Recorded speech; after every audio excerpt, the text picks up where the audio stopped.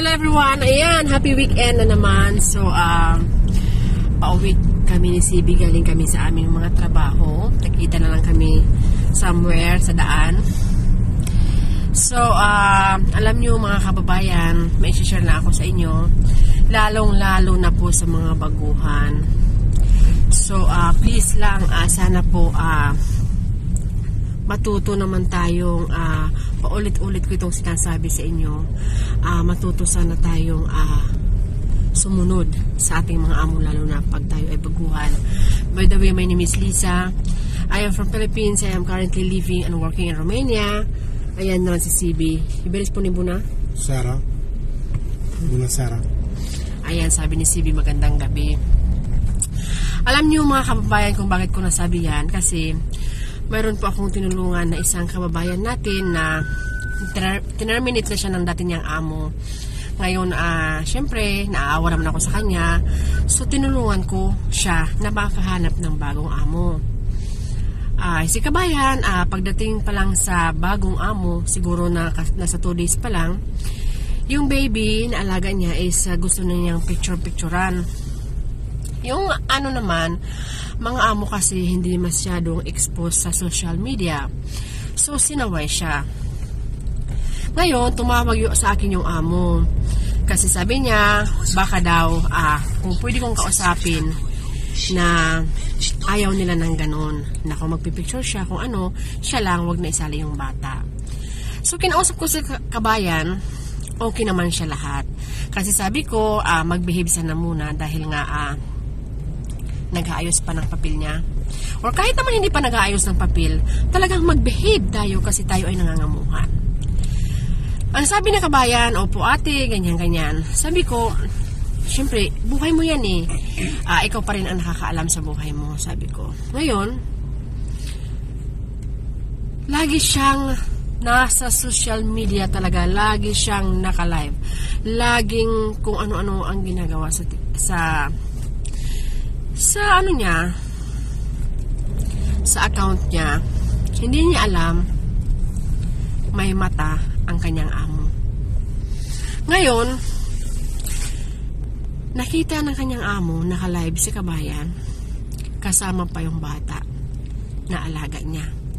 So, kabago-bago pa lamang niya sa kanyang trabaho,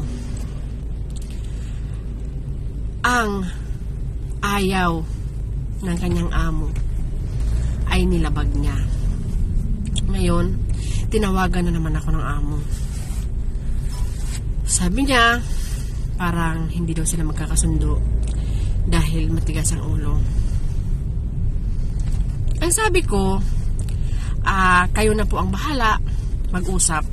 Kasi sinabihan ko na ng isang bisis. Ayaw ko na ng pangalawa, pangatlo kasi may mga isip na tayo eh. Nandito tayo sa Romania para mangamuhan eh. Hindi para maglibang sa mga sarili natin, para magliwaliw, para ewan ko kung ano-ano pinagagawa. Basta hindi ko na lang sasabihin, pero ang pangit ng ginagawa ng kabayan. So ngayon, tumawag na naman ito si kabayan.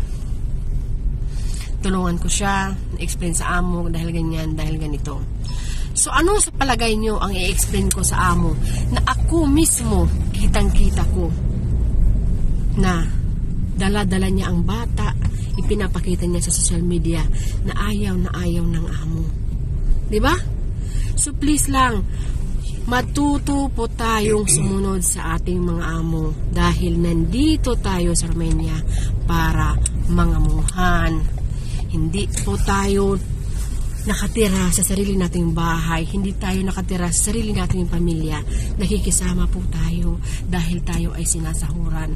Huwag po nating wawalain ang napaka-importanting tiwala ng ating amo. Guys, pasensya na kayo kasi minsan na kami na tao dito, natataon sa madilim, ayan, so walang ilaw. So ngayon medyo okay. So ayan. Kaya medyo pula, medyo madilim minsan. So nasa sasakyan kasi kami pa uwi, ayan. So ayan, so dapat po iniisip natin yung sakripisyo ng ating mga amo. Kasi tayo ay nakatira sa ating mga amo ng libre, sinasahuran naman tayo, binabayaran yung tax natin, may pahinga, diba? So walang rason talaga na hindi tayo susunod sa ating mga amo. Basta, pwede mo namang gawin kung anong gusto mo during your off day, diba? Pag off. So sana po mapulutan ng aral kasi tayo po saka na nagigising sa katotohanan pag may nangyayari na, pag nati-terminate na, pag tinatanggal ng amo, yan ang problema sa atin. So please lang, sumunod muna tayo, lalong-lalo na po pag tayo ay baguhan dito sa Romania, nangangailangan pa tayo ng legal na papel. Ayan, so happy weekend po, sana makatulong ulit. Bye! Yubiris po ni pa. Bye. Bye guys, happy weekend. Super Antog Decide. Bye.